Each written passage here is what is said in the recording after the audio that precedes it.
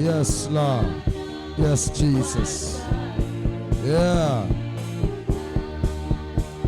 Katika jina la Yesu Kristo Bwana, tunakushukuru Mungu mwema. Asante kwa neema umetupa siku ya leo. Wajibarikia katika uweza wa mamlaka, uweza wa nguvu zako. Mungu mkuu unayestahili sifa, pokea heshima. Mwambie Bwana unastahili sifa. Inua mikono yako mbele za Bwana. Popote ulipo duniani tufuatilia kutoka hapa, Bwana akubariki. Amekupa neema na kibali cha kuweza kuwepo siku ya leo ukiwa hai, haijalishi una hali gani kiafya, ya kwamba tu uko hai. Bwana akubariki kwa ule uhai ambao amekupatia. Mshukuru Bwana kwa ule uhai ulionao. Mshukuru Mungu.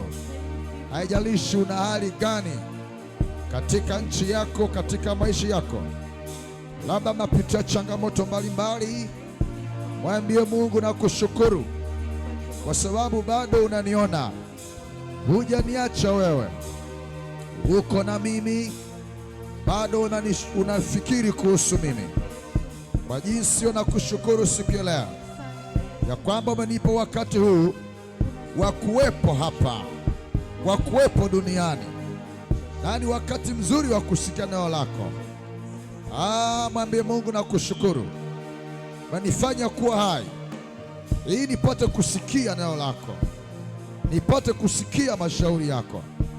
Sababu ya kuwa hai ili nipate kusikia kutoka kwako.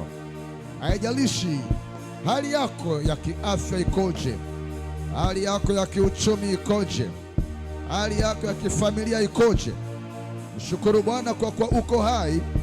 Mungu ana kazi na uhai ulionao. Mwambie Bwana asante kwa uhai ulionipatia. Katika uhai huu ninakutukuza. Katika uhai huu naweza kuinua sauti yangu mbele zako. Katika hali hii nilionayo, bado naweza kuinua sauti ya sifa kwako, sauti ya shukurani kwako. Naweza kuinua sauti ya kuomba rehema, naweza kuinua sauti ya kuomba toba. Bado Mungu umenipa wakati, kuna mambo nifanye kupitia uhai nilionao. Ninakushukuru Bwana kwa neema ulionipatia siku ya leo. Katika jina la Yesu najibarikia katika uwepo wa nguvu zako Bwana. Napaza sauti yangu kwako, sauti ya sifa, sauti ya shukurani, sauti ya kusema asante kwa kuwa Bwana umenipa wasaa na wakati ulio bora. Libarikiwe jina lako siku ya leo Bwana.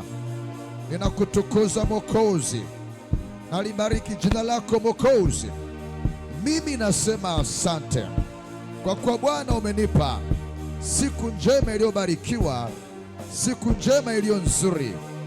Wewe unastahili sifa, wewe unastahili heshima. Pokea sifa Bwana, pokea heshima Bwana, katika jina la Yesu. Tunakushukuru Mungu mwema kwa kutupa muda huu siku ya leo. Neema yako ni kuu kwetu, nasi tunasema asante kwa hii neema umetupatia, kwa kuwa Bwana unatupenda nawe watujali sana. Uhai wetu uko mikononi mwako. Oh Lord, utumetukuka wewe tena na tena, tena na tena, tena na tena. Bariki ulimwengu, bariki watu wako, bariki Bwana. Tupo hapa wajibariki katika uwepo wa nguvu zako. Asante kwa mkono wako wenye nguvu. Unatenda wewe, unafanya yaliyo makubwa. Kipekee Mungu unatujali, nasi najua hii Bwana. Ndio maana tunakusifu na kutukuza wewe katika jina la Yesu. Tuseme watu wote kila upande, amen.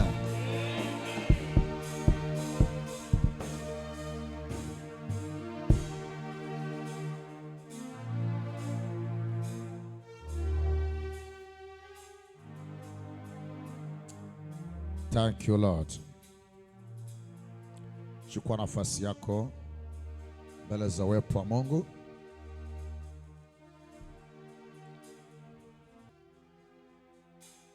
Hakisha umekaa vizuri. Unajua, kaa vizuri, then we comfortable. Kaa vizuri katika hali ya utulivu. Kuna mambo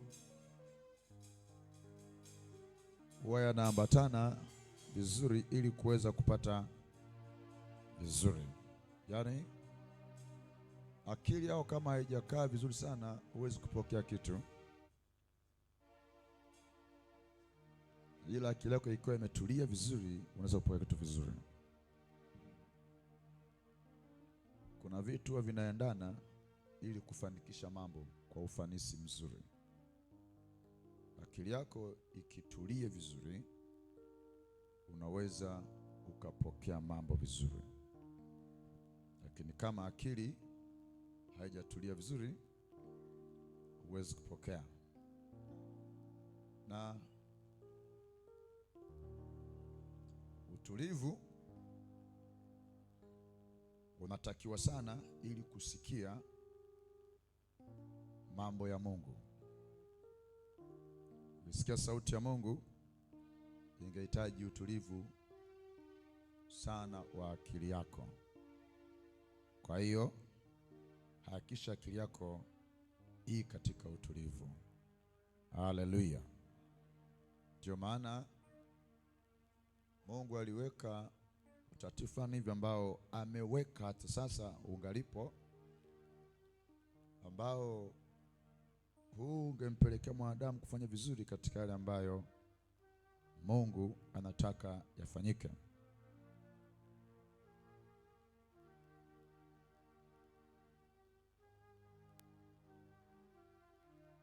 Anahitaji katika heka zako zote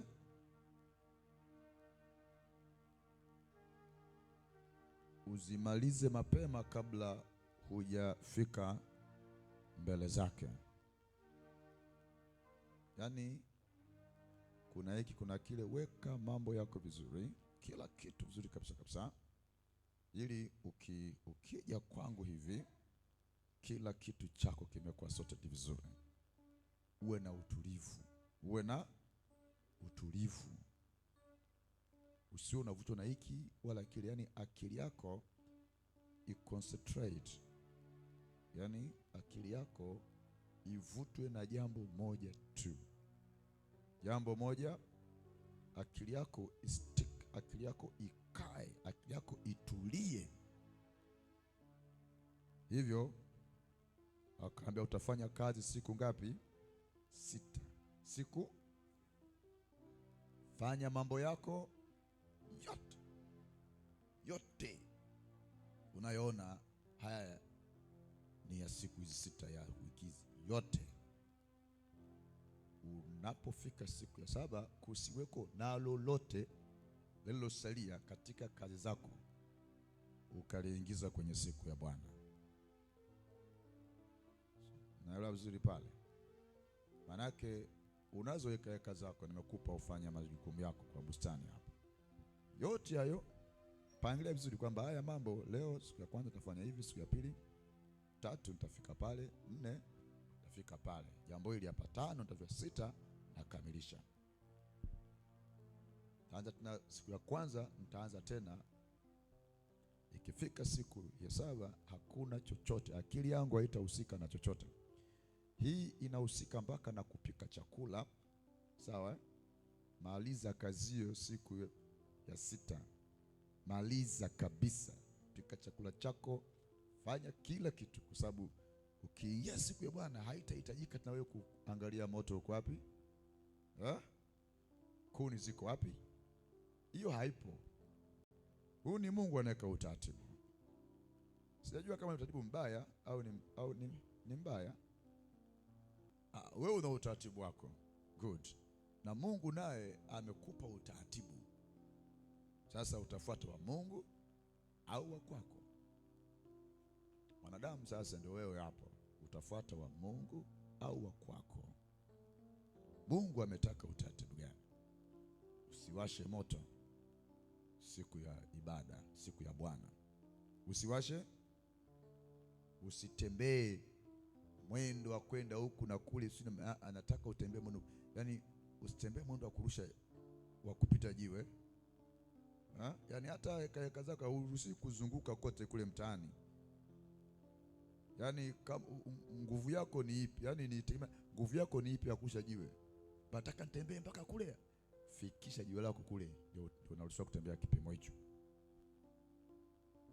Hapa Mungu hajakupimia utembee kilomita 2-3. Una uwezo wa kutupa jiwe kilomita 7, tupa lifike kule. Kwa nguvu zako za mkono, tembea mpaka pale. Mimi na nimetupa tu mita 2, ndio uwezo wako. Tembea mita 2, rudi nyumbani. Kwa hata kutembea tembea, kuzula zula siku hizo haikuruhusiwa kabisa. Hello? Mungu anaweka utaratibu. Hataki katika siku hii ambayo anataka kushughulika na wewe, hataki wewe uwe na mahangaiko yote. Hello? Nelewa kitu? Yaani siku ambapo anataka aongee na wewe, ashughulike na wewe, aseme na wewe, ako na kazi na wewe, asingetaka wewe uwe na interaction yoyote, kusio na mwingiliano wa mawazo, fikra. Yaani hapa usije ukawaza biashara siku hiyo, maana hata kununua wala kuuza haikuruhusiwa. Kununua wala kuuza haikutoka uwazi soko siku hiyo. Leo mna masoko, kwa akili yako iko ibadani, alafu iko sokoni. Unafikiri una uwezo mkubwa sana, una akili sana. Mungu alipokuweka utaratibu alikuwa anajua kwamba unazo akili. Yeye ndio akukupa hizo akili, anajua uwezo wako unafika vipi, na ndio anakuambia kusiwe na biashara ya soko siku hizo. Anajua. Sasa leo kama umeongezeka akili sana, umeongeza mwenyewe kwamba naweza kubalance. Leo unaweza kubalance, naweza kubalance. Mimi uwezo wangu wa kubalance ni mkubwa sana kuliko wengine. Naweza nikabalance mambo ikakaa sawa huku, nikawa sokoni, nikawa ibadani. Naweza kujibalance. Hata hivyo wala hautaweza. Mimi ndio muumbaji wako, I know you. Is okay. Muumbaji aliyetengeneza meli, sawa, au vyombo vya majini,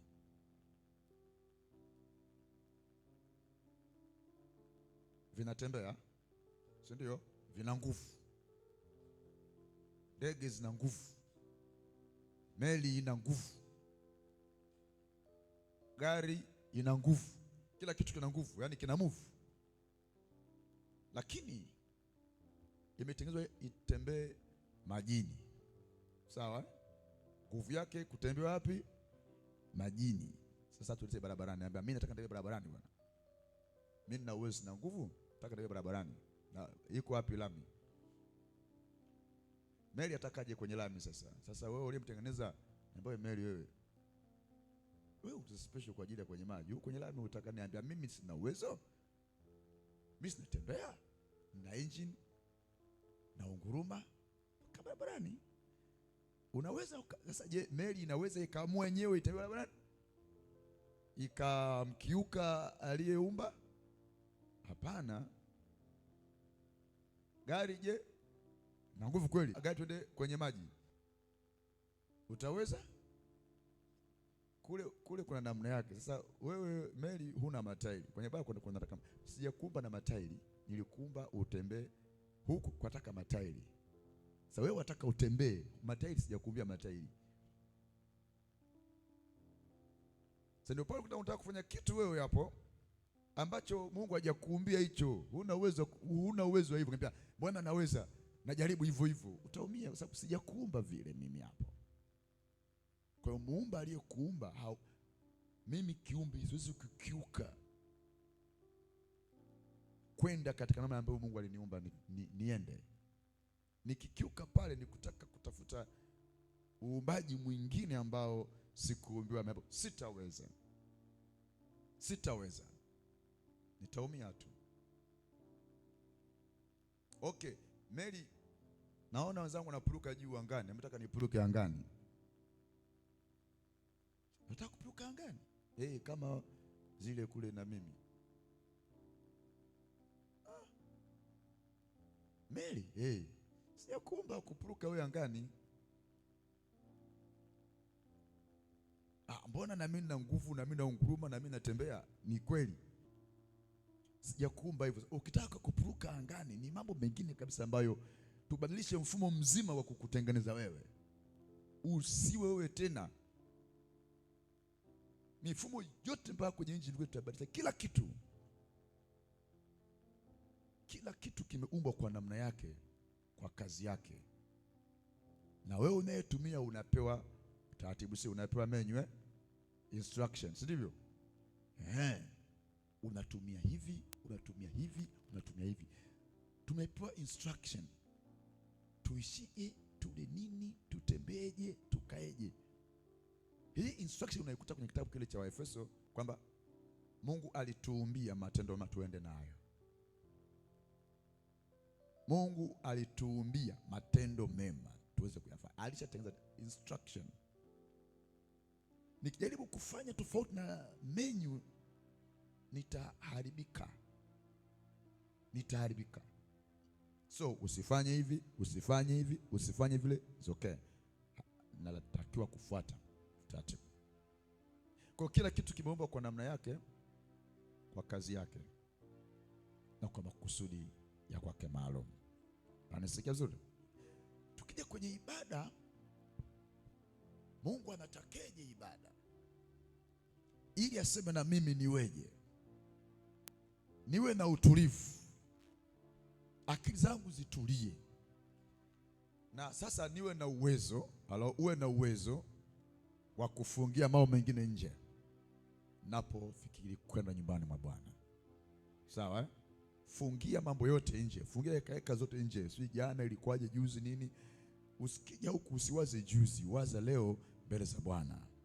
Nina wajibu mbele za Mungu, nina kazi mbele za Mungu. Mungu anataka kusema na mimi leo. Nataka nimwabudu Mungu leo. Kila ambacho nakifanya lazima akili yangu yote itulie mule, ihamishwe mule.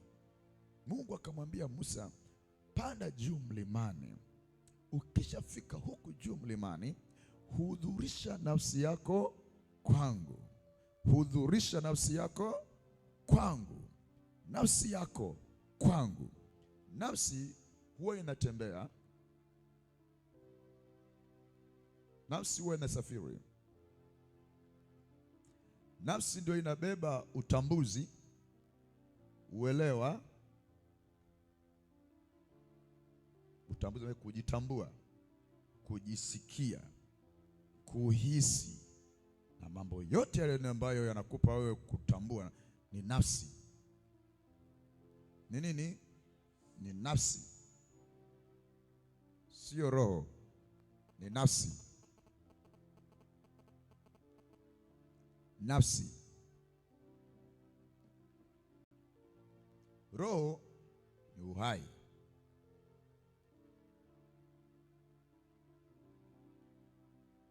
Roho na uhai. Nafsi inabeba kila utambuzi. Kwa hiyo hudhurisha nafsi yako kwangu. Hudhurisha utashi wako, your understanding, your consciousness, namna ya kujielewa, namna ya kufikiri, vyote vile viko kwenye nafsi. So kwa hiyo hudhurisha hiyo kwangu. Maana unaweza ukawepo hapa lakini ukahudhuria kwenye klabu fulani saa hizi, lakini uko hapa ila ukahudhuria sokoni. Yaani sina vizuri, lakini so ukifika hapa hudhurisha nafsi yako kwangu. Kuna wengine tuko hapa sasa lakini tuko vijijini hapa. Nafsi ziko vijijini. Yaani uko lakini uko kijijini. Kuna mambo ya ajabu unajua. Uko hapa lakini uko kijijini. huko hapa, wengine wako saizi wako bado nyumbani, wana picha ya nyumbani kwenye akili pale nyumbani hivi, ndio ushafika nyumbani hivyo, ushaingia hapo kwenye shughuli yako, ofisini kwako. Kwa hiyo hudhurisha nafsi yako, ihudhurie kwangu, isihudhurie nyumbani, isihudhurie sokoni. Sasa uwe na uwezo wa kuhudhurisha nafsi yako hapa. Haleluya! Ninajua Mungu yuko hapa, nafungia kabisa kila kitu, naambia niko hapa na Mungu. Najua huu ni uwezo, this is ability, huu ni uwezo uwe nao wewe, yani ibada ifanye si tu mwili. Mungu anasema mahali fulani watu hawa waniabudu tu bure hapa, bure kabisa hapa, wako hapa wamekusanyika nyumbani, lakini mioyo yao iko wapi? Iko mbali nami. Wamekusanyika hapa, wako hekauni mwangu, wameingia nyumbani mwangu, lakini watu hao uniabudu bure, kwa maana uniabudu kwa midomo yao tu. Maana midomo ndio iko hapa na pua zao ziko hapa na mioyo iko hapa. Mwili imekuja hapa na midomo, kila kitu na viungo vyake viko hapa, wako hapa, lakini mioyo yao, nafsi zao ziko mbali, sizioni. Kwa sababu mtambia Baba niko hapa, ambia mbona sikuoni? Niko hapa Bwana, hata mdomoni ningesikia kwa sababu uko hapa, lakini katika nafsi yako sioni hapa, haupo. Sio kama unaelewa vizuri. Ninakutengenezea mazingira fulani hivi ya kufanya mambo katika uhalisia. Mungu ataka kuone hapa. Kama haupo hapa, Mungu akiwa anashughulika hapa, anahudumia watu hapa, wewe haupo hapa, lakini kimwili upo, lakini kiroho haupo. Mtumishi wa Mungu mmoja Elisha akakimbizana na Gehazi huko barabarani. Kati Elisha yuko kwenye chumba chake cha maombi, katulia ofisini kwake. Gehazi kabebana na mheshimiwa Haman, kaenda kupokelea zawadi mbele ya sababu, ngoja kidogo nikusindikize mgeni, ngoja nikutoe kidogo. Kwa hiyo kamtoa kidogo, kumbe analake jambo, maana akakuta zawadi zile pale. Mtumishi anamwambia sio wakati kupokea zawadi saa hizi, rudi nyumbani kamtukuze Bwana na zako. Sasa dogo akaona anambia hamna shida. Sasa ndio unataka basi kwaherini, anambia ngoja kidogo nikutoe. Akamtoa kidogo, kumbe kule mbele anambia sasa bwana mheshimiwa, hii sio sawa. Yule mzee nafikiri labda mzee sana namna atakuwa labda alikuwa hajaelewa, ngoja nikupokelee, nitamkabidhi mimi ndio vice wake, mimi ndio mhudumu wake. Kwa hiyo mama mwingine akapokea mzigo akaonao nyumbani. Sasa baadaye mtumishi wa Mungu anaambia Gehazi, njoo. Nakuja, mbele ulikuwa wapi? Naambia hapana mzee, nilikuwepo tu hapa ndani, nilikuwa tu hapo nyuma kidogo. Ulikuwa wapi? Kwambia nilikuwepo tu hapa tu mbali kidogo mzee, kwani kuna tatizo? Mzee akaambia sasa dogo, hivi roho yangu haikuwa pamoja na wewe wakati tunapokea ule mzigo kule? Mzee si ulikuwa huko ndani? Unafikiri naweza kusafiri hata nikiwa niko hapa, nafsi yangu inaenda kwa hiyo nilikuwa na wewe? Kaambia mzee sasa, naomba sasa sikiliza, kwa kuwa umepokea zile zawadi, ukoma wa Naaman matatizo yake ndio umeyapokea mwanangu. Tangu sasa hiyo dogo anaweza kuwa na ukoma, lakini issue ni kwamba roho yangu haikuwa na wewe wakati unapokea. Kwa unaweza ukoepo hapa alafu haupo hapa, haupo. So nafsi ya mtumishi wa Mungu ilisafiri ikatoka ikasindikizana na Gehazi, inamwona anapokea, anaongea, basi ndio hapa. nafsi inatoka, inasafiri, inaenda. Kama nimekuja nyumbani mwa Bwana, nihudhurishe nafsi yangu hapa. Haleluya. Nafsi yangu ihudhurie. Kwa hiyo si hahudhurii tu mwili, nafsi pia inahudhuria hapa. Amen, amen. Mahudhurio sio tu ya mwili. Naambia watu wamehudhuria wengi sana. Leo tulikuwa ibadani, tuko watu wengi sana. Kiukweli ni wengi katika namba ya miili yetu 1, 2, 3, tuko 200. Lakini kumbe waliohudhuria hapo ni wangapi? Kama kwa hesabu ya kusema tu labda ni wangapi wewe unaweza kusema? Mbona amekaa kimya? Labda wangapi? 3. Na wewe ni mmoja wapo sasa katika 3. Labda 3 tu ndio wapo. Wengine wote hatujahudhuria bado. Ila bado mwambie ndugu yako, umehudhuria hapa au bado hujahudhuria? Maana sasa tuseme kama tulikuwa tuko 7 tuliohudhuria. Ni kweli? Ni kweli? Ni kweli tupo?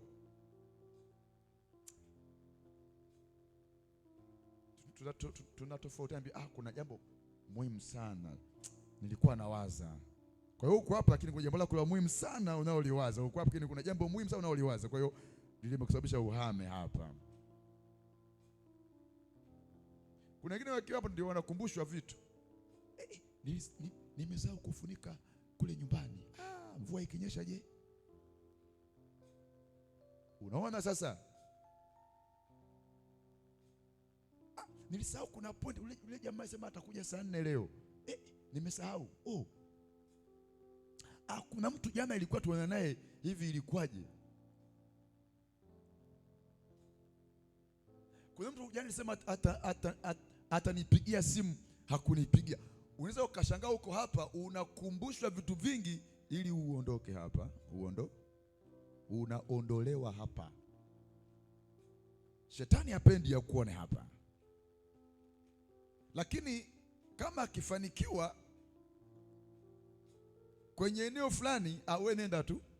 Ila mimi najua nitakuja nikuchukue baadaye kidogo.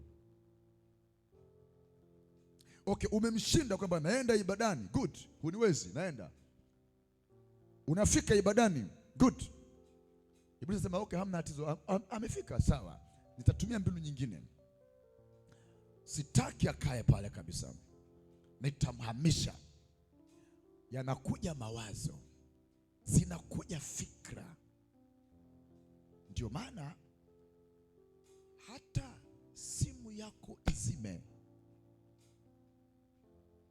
chombo chochote kizimwe ambacho unajua kitakuondoa hapa.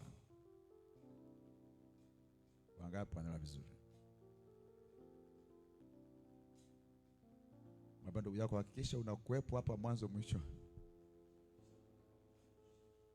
Naambia hamna shida, nitakaa. Wewe mwenyewe utaniona hapa kwenye kiti, hata siondoke hapa, nitakaa tu. Ni sawa, sijamaanisha mwili wako tu peke yake, na roho yako, nafsi yako nataka iwepo hapa mpaka mwisho. Haleluya.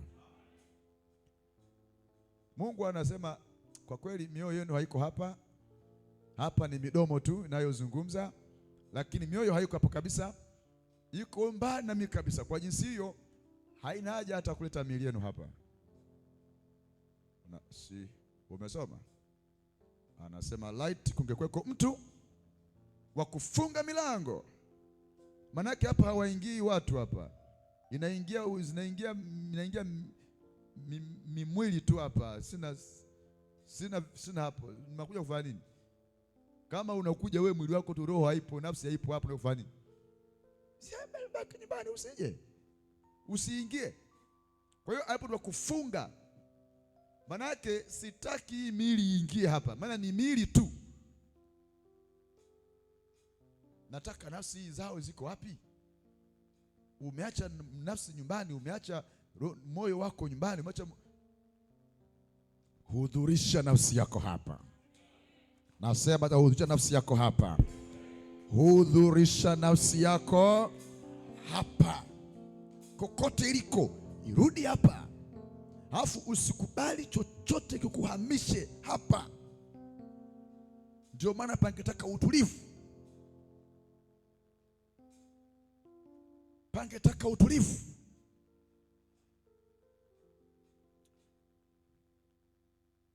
Mwambie ndugu yako utulivu, alafu mwambie, unajua ukahama ukakaa hapa alafu ukajisikia kulala ni moja ya nini? Yaani kuna sijajua watu kama huku nini wananielewaga huku. Yaani ukikaa kidogo tu usingizi uje. Unajua huo ni ugonjwa I say huo ni ugonjwa. I'm telling you. Yaani ugonjwa ni nini? Ni ugonjwa, kwa sababu Mungu atataka ukae barazani pake, ukae utulie. Sasa wewe ukitulia kidogo tu umeondoka. In kesi ni kesi.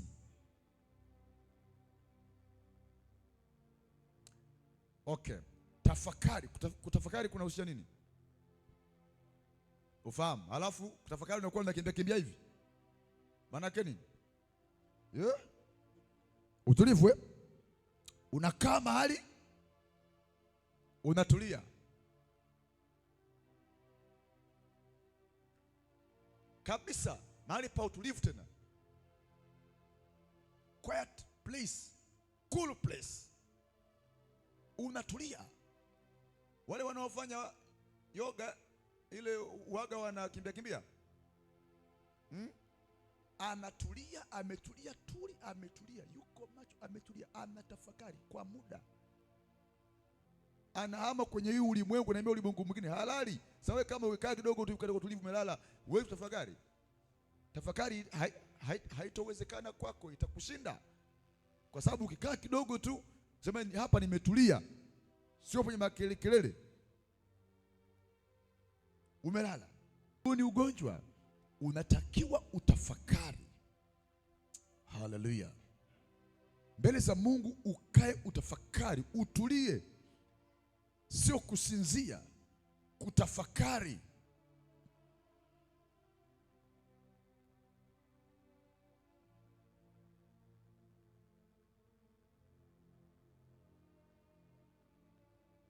Nyumbani mwa Mungu dakika 2 tu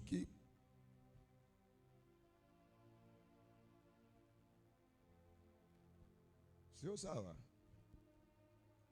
Sema katika jina la Yesu, siku hii ya leo, siku hii ya leo, nakataa haya yote, nahudhurisha nafsi yangu kwako Bwana, nahudhurisha nafsi yangu kwako Bwana, nahudhurisha nafsi yangu kwako Bwana,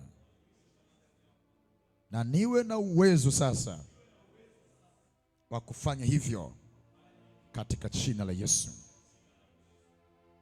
Baba, ndugu yako sasa, nafsi yako hapa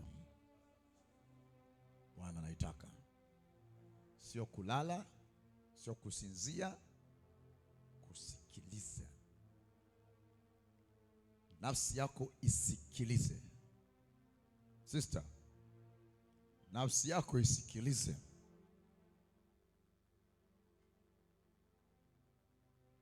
Si tu masikio haya. Kama nafsi yako haipo, wala sihitaji hata masikio yako.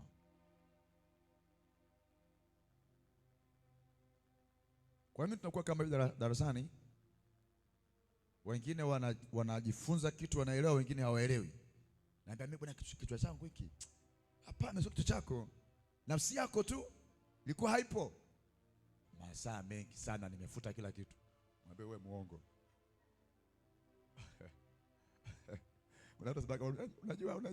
Unajua kama masaa mengi unafuta kila kitu.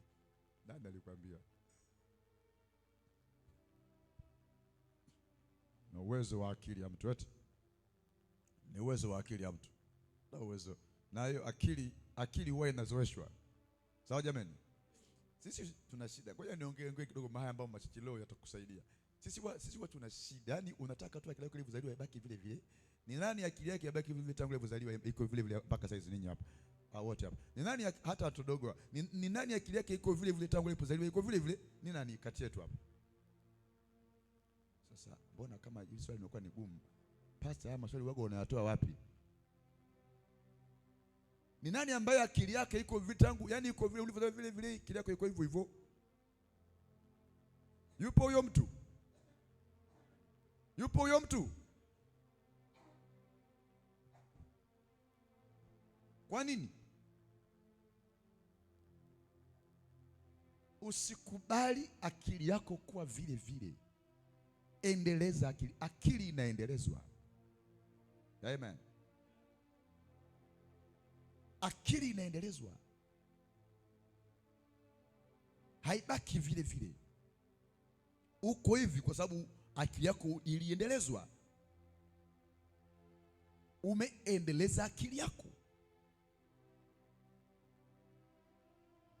Kwa kwamba ina akili yangu una uwezo mdogo, hapana. Endeleza akili yako. Ukibakiza hivyo hivyo itabaki vile vile kweli. Ifundishe akili yako kukumbuka. Naeleweka vizuri? Kuna watu wasema kwamba mimi kweli mimi kukumbuka, yani kumbukumbu hazikai sana kichwani mwangu. Sio jambo la sawa. Je, akili yako imezeeka? Inazeeka, ndio kuna kile fika vyangu inazeekaga kwamba sasa hii akili iliyochoka. Yani zoeza, ifundishe akili yako kukumbuka.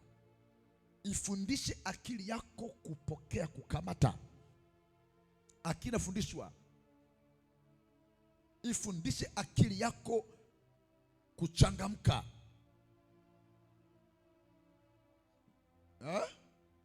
Ifundishe akili yako kuweza. Mimi hiki siwezi. Mtu akisema siwezi, kuna mambo mawili. Kuna kutokuweza kiuwezo wa nguvu, kwamba nguvu za mwili ni, kwa hiyo siwezi. Akili, kuna kutokuweza ama kuna siwezi kiakili. Narudia tena.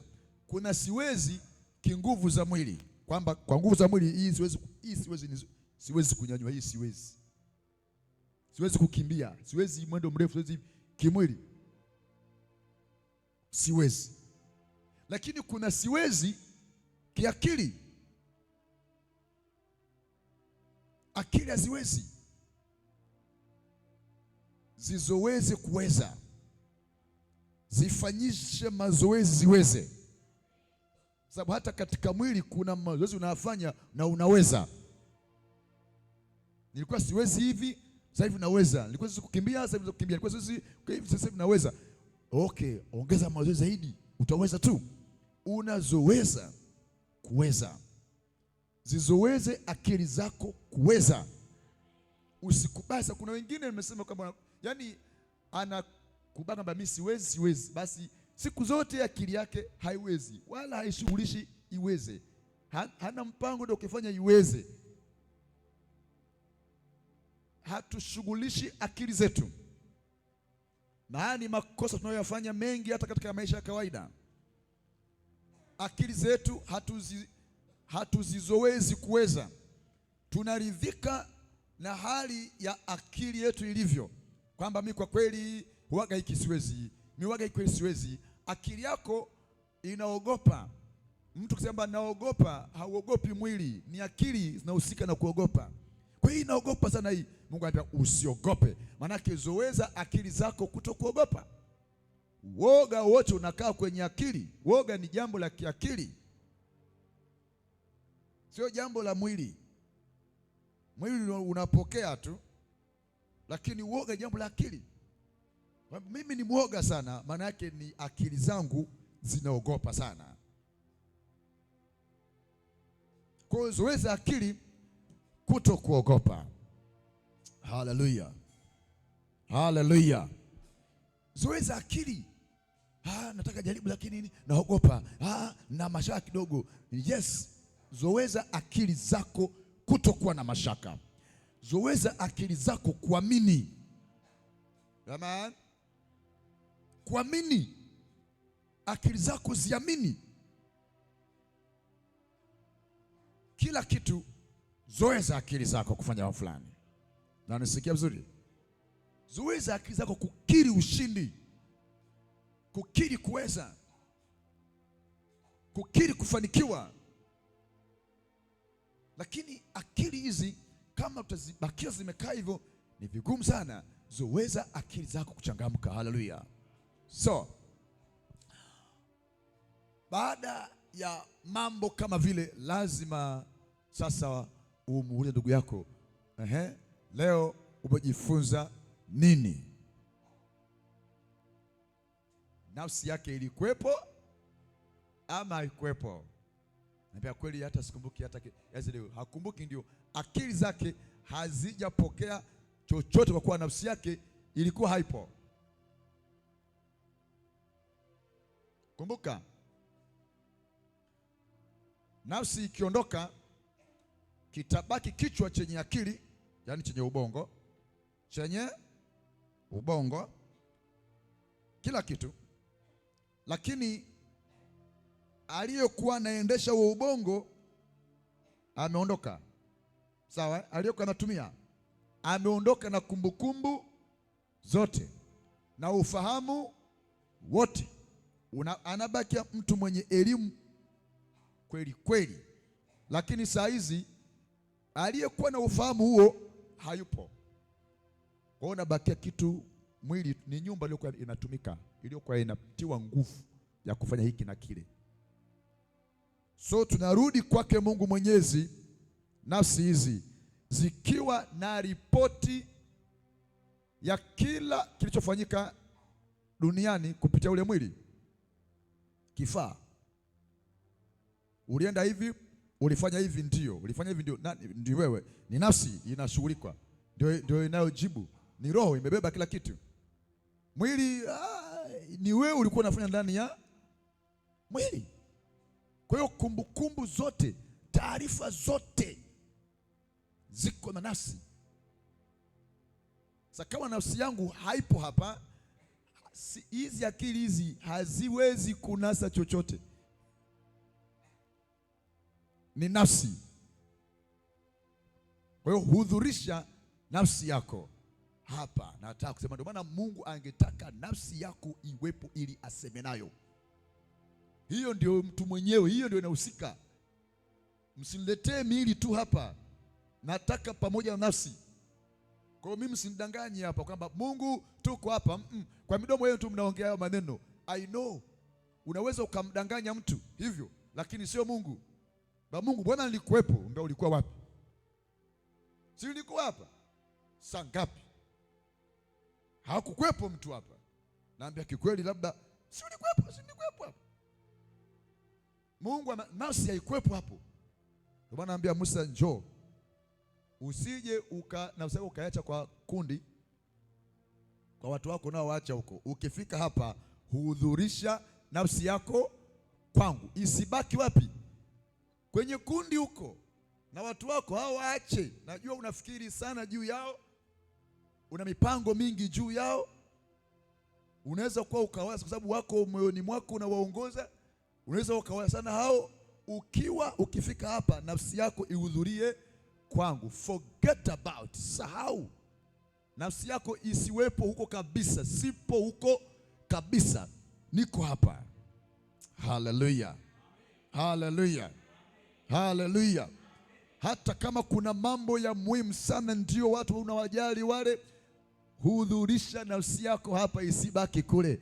Hapa leo kwamba sasa watakula nini, nimewacha kimaru ni kule, si watakuwaje, sasa si watafanya vizuri ama namna gani? Please, nafsi yako isiwaze hayo. Nataka uwe hapa. Nasema na wewe hapa. Ndio maana huhudhurisha nafsi yako, maana unaweza ukaiacha kule kwa watu wako unaowapenda na unaowajali, ambao utawacha kule siku 40 utakaa na mimi hapa. Umeelewa kitu? Umeelewa kitu? Hii ndio hali yao waabuduo, na wewe ni mwabudu halisi. Yeah, you must understand this. Jina Bwana libarikiwe sana. Wangapi wameelewa kitu kwa haraka? Bwana akubariki sana.